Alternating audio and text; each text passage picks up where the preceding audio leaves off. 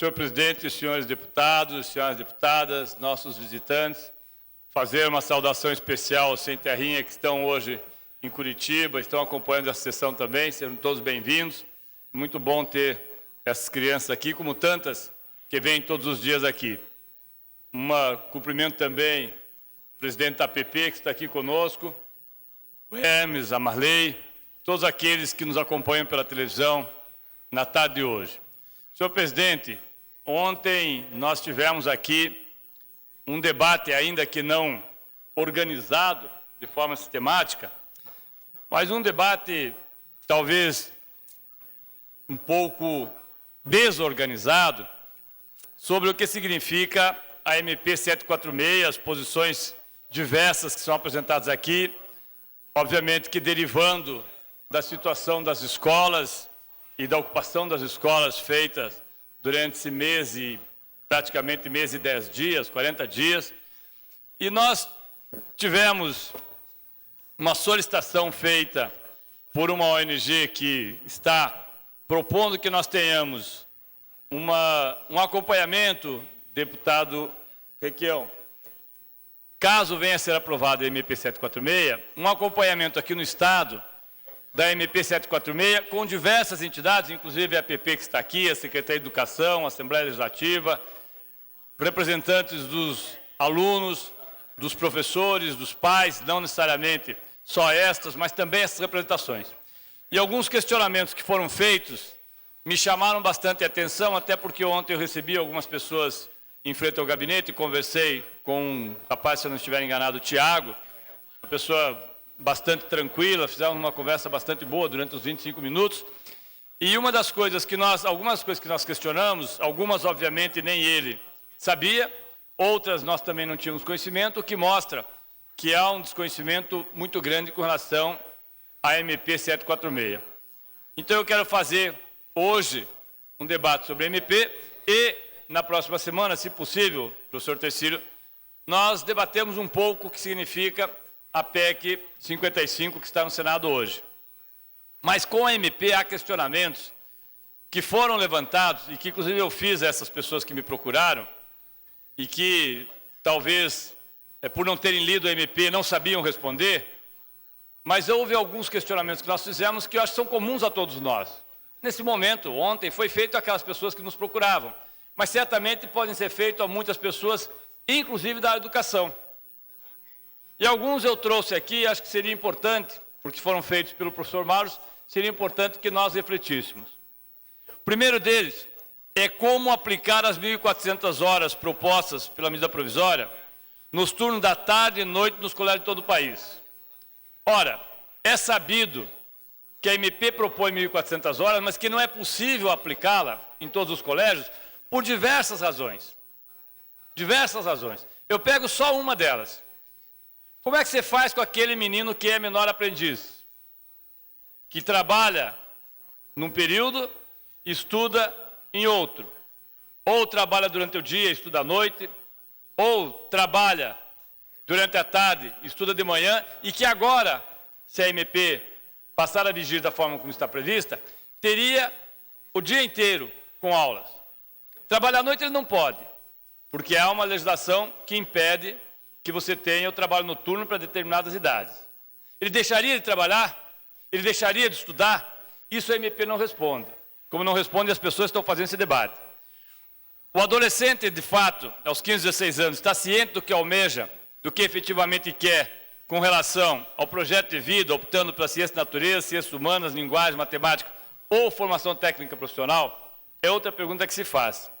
Que organismos deliberarão sobre o notório saber e como dimensionar tal conhecimento nas variantes do Brasil? É sabido, por aqueles que leram o MP, que uma das coisas que, aliás, nós nos posicionamos totalmente contrário, desde o início aqui, é que você tenha, não professores formados como professores, mas que você tenha pessoas com especialistas com notório saber, com conhecimento especial, e que esses especialistas poderiam fazer aquilo que era feito na década de 60, 70. Nós, que fizemos parte do nosso ensino médio, que não era ensino médio ainda, não levava esse nome, mas que tínhamos professores que eram esse tipo de professor. Não era formado, era alguém que na comunidade conhecia, pegava um engenheiro e esse engenheiro resolvia que ia ser professor de física, matemática, alguma coisa. E ele ia dar aula. Pegava uma pessoa que tinha um escritório de contabilidade, ele ia dar aula de contabilidade. A alegação, inclusive do MEC, é que há pessoas especialistas em algumas áreas do conhecimento e que só elas têm, mesmo sem ter a formação que é demandada de um professor formado para ser professor.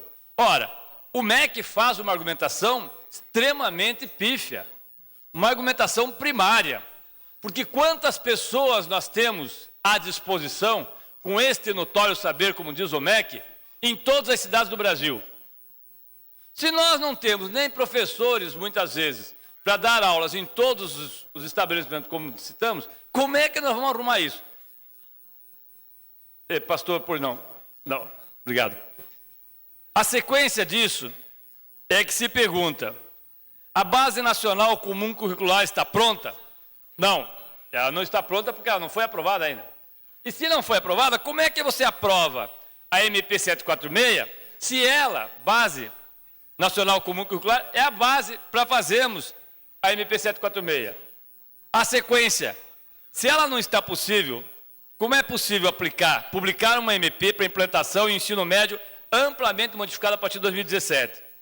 Como será possível atender os estudantes que exercem funções laborativas, como eu coloquei anteriormente aqui?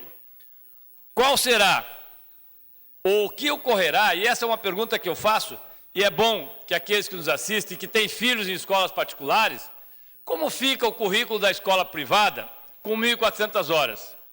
Hoje 800, passa 75% a mais. Ela vai fornecer alimentação para o aluno?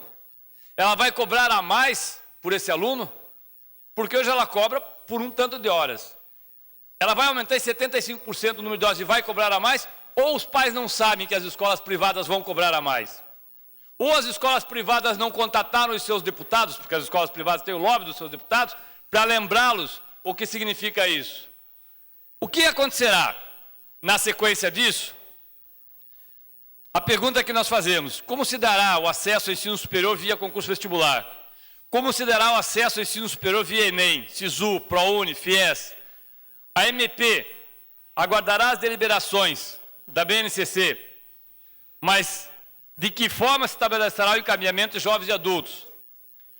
Aí há uma pergunta que ontem eu fiz, inclusive, a esses rapazes que foram me procurar lá no gabinete, porque eles queriam discutir a MP 746.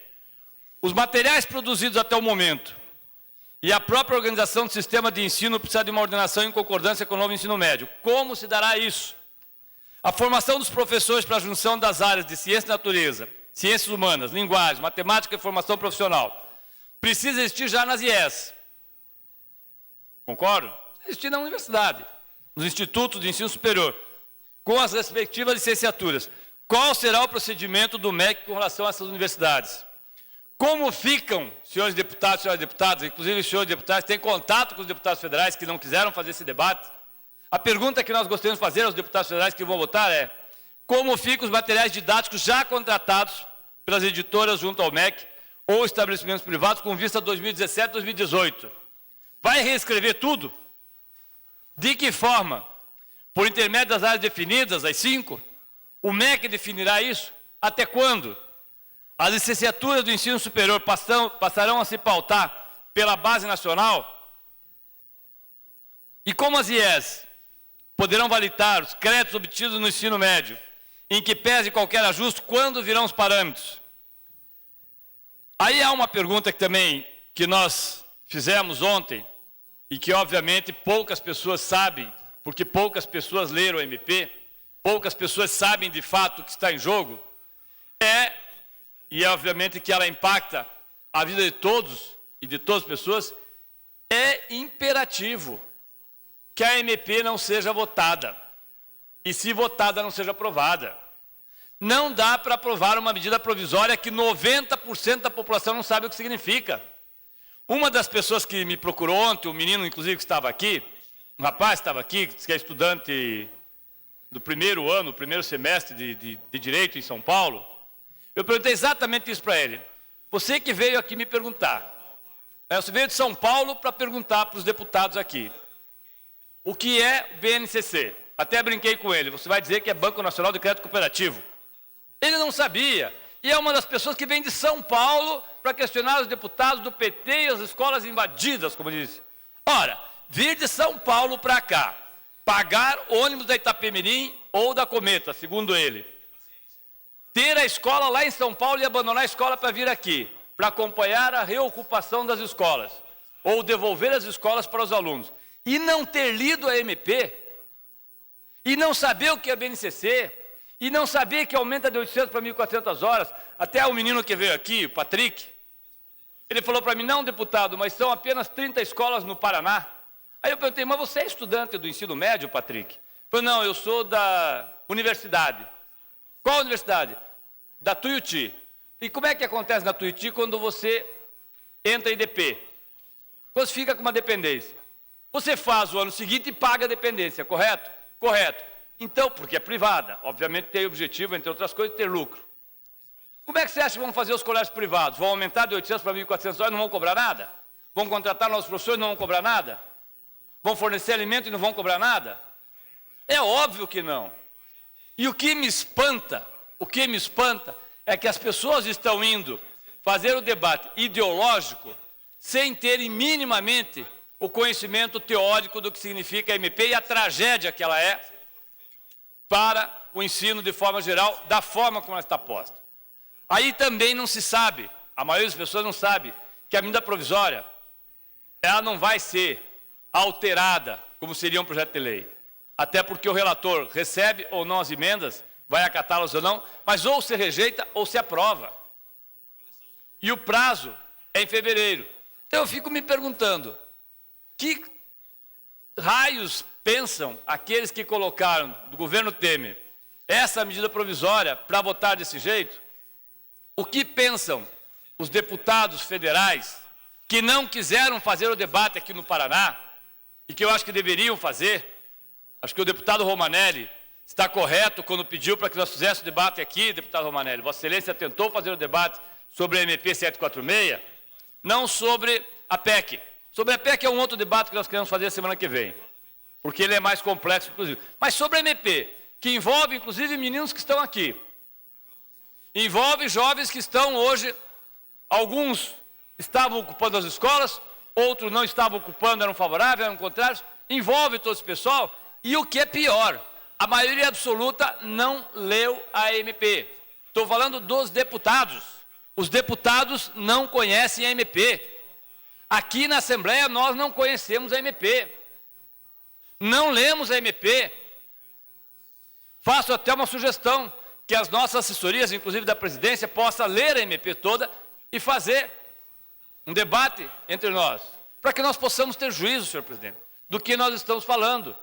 Porque eu fiquei muito surpreso com o grupo, deputado Requião, das pessoas, aliás, como eu falei, o Tiago, uma pessoa muito educada, que me procurou ontem para fazer o debate, e mais alguns meninos que estavam juntos, depois me parece que foram até o missionário Arruda, mas os meninos estavam juntos, não conheciam o MP, não leram o MP, não leram a PEC. Então fica difícil você fazer um debate sobre futebol quando eu só conheço vôlei. Fica difícil fazer um debate sobre medicina quando a única coisa que eu conheço de medicina é que existem médicos. Nós não podemos fazer esse debate às cegas. É óbvio que tem um conteúdo ideológico muito grande nesse processo. E foi isso, inclusive, que o Tiago, com muita educação, questionou. Mas também é óbvio que nós precisamos ter o conhecimento teórico. 90% das pessoas que eu perguntei, Marley Fernandes e Hermes, que são professores, estão aqui, o que significa o BNCC? Não sabem. Não sabem. Deputados que estão votando MP e que não sabem o que é Base Nacional Comum Curricular. E como é que um deputado desse vota? Como é que ele altera a nossa vida para os próximos 10, 15, 20 anos? Como que as pessoas se enfiam num debate quase fratricida, só não é porque, não seria porque não são próximos, sem sequer ter lido aquilo que ela é contra, que ela é a favor. Então fica muito difícil. Eu quero mais uma vez aqui registrar que eu faço um apelo para que nós possamos fazer o debate que não foi feito na semana sobre MP 746, sobre a PEC 55. O mínimo é que nós tenhamos o conhecimento. O mínimo é que nós possamos dizer por que somos contra ou a favor. O mínimo é que nós tenhamos coerência. Até para não pagar, usando uma expressão dos meninos aqui, não pagar o mico que os meninos pagaram ontem. Que foram questionar, e o menino de São Paulo, que veio aqui, que está no primeiro semestre de Direito, abandonou lá para vir para cá, não sabia o que era BNCC, não sabia o que era base, não sabia o que era 1.400 horas, não sabia o que era um ciência da natureza, não sabia nada. Só sabia que ele era a favor, porque ele tinha que vir para cá ser a favor. Eu acho que aí não ajuda. O mínimo que a gente pode fazer é ler. E aí fica, pelo menos, uma sugestão. Que leiam a MP, que leiam a PEC e que a gente possa fazer um bom debate. Obrigado, senhor presidente e senhores deputados.